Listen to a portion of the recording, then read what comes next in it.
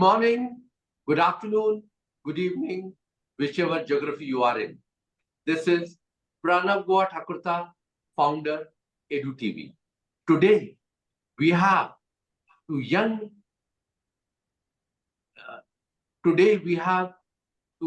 young, EDU leaders with us. Mr. Sarkar, the famous Mr. Goutam Sarkar, who is a principal of Aditya Birla Vani Bharati School, Rishra, Howrah, India. He is one of the youngest principal and a very successful principal of the country.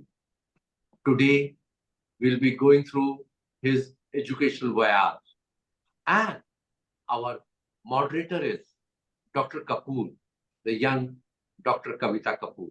She is master trainer with CBSE and imparting training to various schools across the country. She will take us through the educational voyage of Mr. Goutam Sarkar.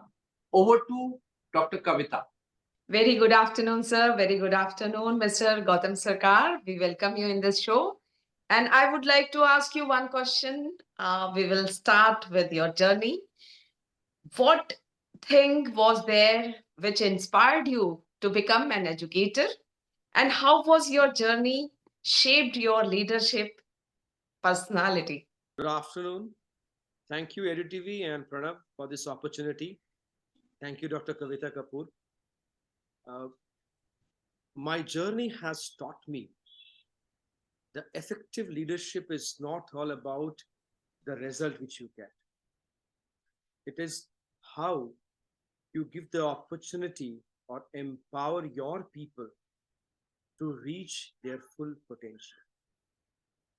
That can be in any field, in any subject, in any.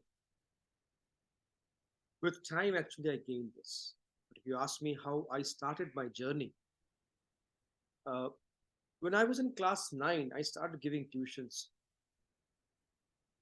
And that very moment, I realized that I can demonstrate the complexity of the subject to people. And that exactly I got inspired to become a teacher. Definitely that time I never thought that I was going to teach at school level. But I thought, yes, in life, I must do teaching. I must take teaching as my profession. With time, I represented my school at regional and district level, at cricket and badminton, various things. With that, I built up with the leadership quality. Once my class teacher, when I was in class 11, he asked me to organize a school picnic. And I found that my peer group, they are very perplexed and confused that how at that age we will organize a school picnic. But I found myself very comfortable. The logistic, the detailing, the arrangement, the planning, with the background of education, I really enjoy. Then I thought, this can be my future profession. But again, like any middle class family where I was like a good student also, and I left my school as a school captain. Even my parents, they wanted me to be an engineer, and I went to MS Ramaiah to finish my engineering. But due to some family issues, I was forced to come back after 6 months from Bangalore to Calcutta. And then I joined a school on a leave vacancy, as a teacher on a leave vacancy. And that was the beginning of my journey. After that, I got very good leaders. I will not call them as boss, but they're leaders. And they gave me the opportunity to finish my studies. I did my BSc, then MSc, then BEd, then LLB. Then I did my PGDM and HR from ICFI, and few more degrees. Because what I feel and realize that we cannot stop learning, because the day we stop learning, we'll also stop teaching. Teaching and learning is an interrelated thing. As long as you're open to learn, you will be an effective teacher. So this is the way now from that school, I now joined my present school with Aditya Birla Group. I'm here for last 9 years at this position. And that's all about my journey to coming this point. Very well said, sir. Mr. Goutam Sarkar, you have explained your perspective towards education, how you came into this, and we are very inspired by your journey, and your background of education is really very versatile. My next question is, since there are several changes post-COVID, there are several changes in education. We can see online classes are implemented, and we can see online classes, online courses across the world. So, how do you actually envision the future of education? Now, future of very good question that you asked me. The future of education. Actually, education is needed for our future. So, in that way, future of education means hybrid learning is going to come. It's already there, rather.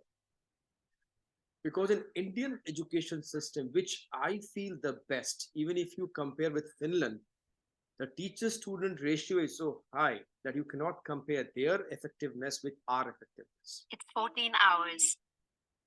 So in our case, in future will be, it's a mixture of online and offline classes. We just can't ignore the importance of schools and institutions that where people or students should come and gather knowledge, which is not possible to impart in them through online. Through online, we can give a particular course material, course study, but there are life skill which they learn when they come to school or an institution. How to behave, how to interact, how to help, how to show empathy, how to achieve certain things, how to discover yourself. All these things are possible only when you come to an institution or a school. Once I went to a discussion, I found that few panelists, they are talking about that in few years or in coming years, there won't be any school of brick and mortar. That time also I said, no. In our system, without physical interaction, eye contact, it is not possible to actually give holistic education to any individual, especially in the primitive age. Like when a student or a boy or a girl is below 18, they need certain guidance, certain life skills they need to understand, they to learn. So in future the education must be a hybrid model where there will be a perfect combination of online and offline. Yes, because of online, now content is no more a king. You can gather any amount of information through net. But what about the concept? What about the concept? For that, you need a school. For that, you need a coach. For that, you need that interaction. It is not always one-way traffic. They're just through net or through online. We are just teaching them. While learning with others, the question raised by others, that also help us to learn more. So significance of school will stay. Definitely. There is nothing permanent except change. The face of the school will change. They will get more and more of HI than AI. HI, I'm talking about human intelligence, will be there, because without HI, there is no use of AI, artificial intelligence.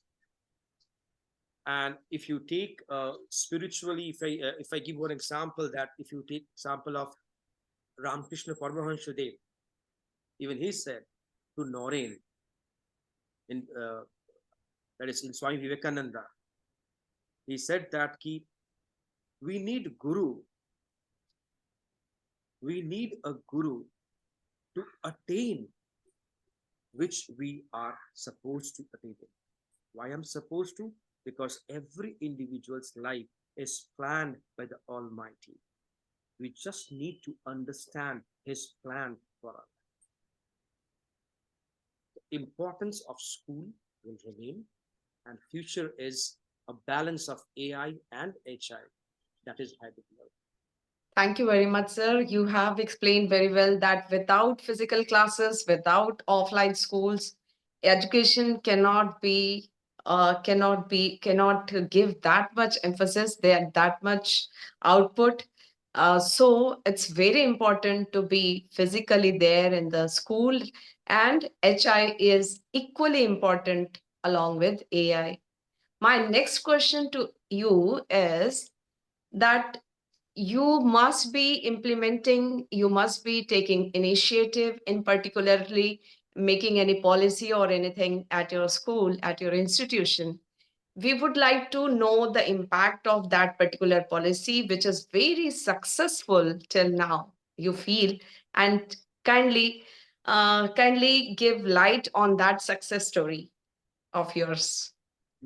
Now, for this, first, I want to tell you that academically, if I talk about, yes, all of us, all schools, they are doing implemented various ways and we are getting success. But over here, your question is not just for academics. But what I can say that what special thing we implemented in our school is that in our school, we don't have anything called co-curricular activities. We don't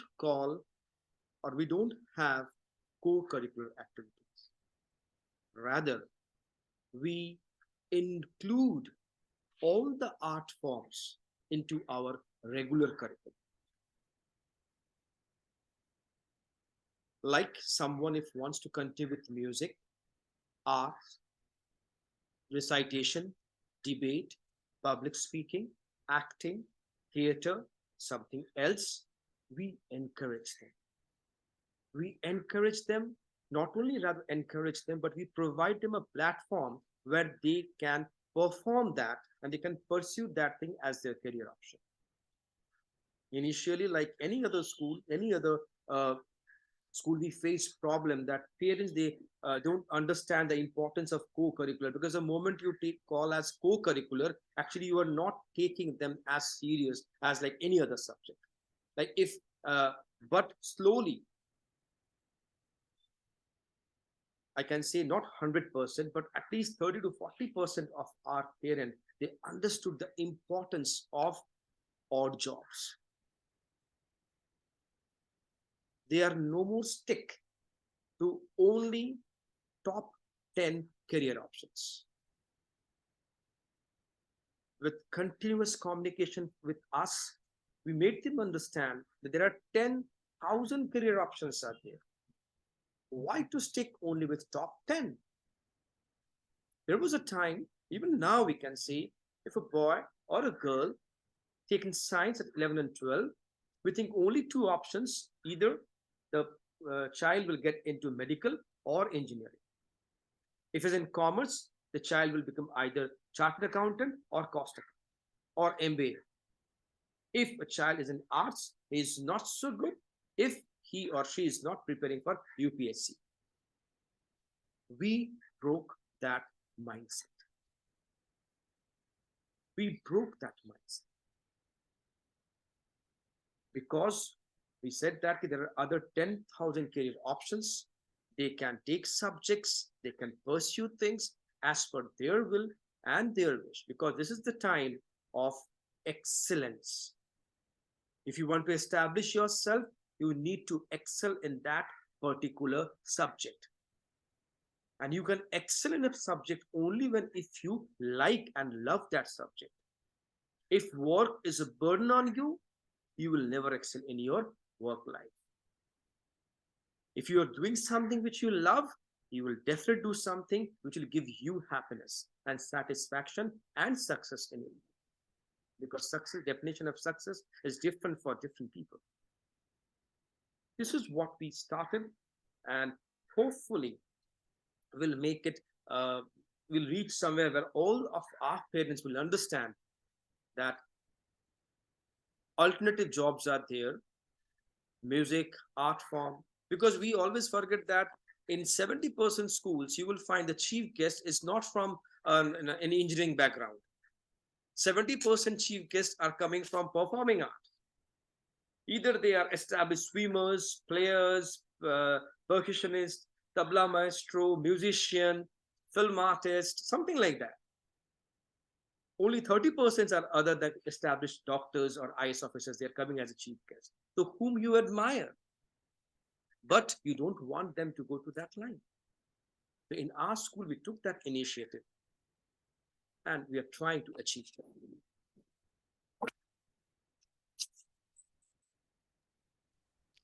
Mr. Goutam Sarkar, you have shared wonderful experience, and your idea of considering co-curricular activities or subjects into mainstream is wonderful.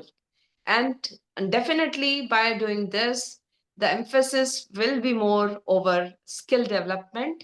And every child is a unique child, and everyone is having unique quality sets of skills. So definitely your idea of taking best out of your students is wonderful. Thank you for joining this session, and we are very obliged for this your presence there in this program. Thank you. Over to Pranav, sir. Thank you. Thank you so much, Dr. Kavita Kapoor, for moderating the show in such a short notice. And I'm forever grateful to Mr. Sarkar, Mr. Goutam Sarkar.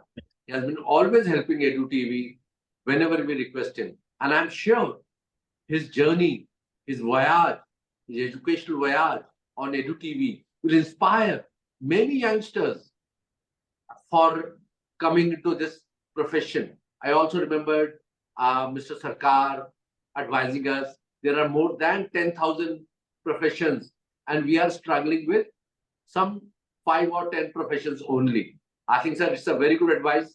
Thank you so much. Thank you so much, Madam Kapoor and Mr. Sarkar. This is Pranav Goa from EDU TV. Thank you, sir. Thank you, ma'am. Thank you, Pranav. Thank you.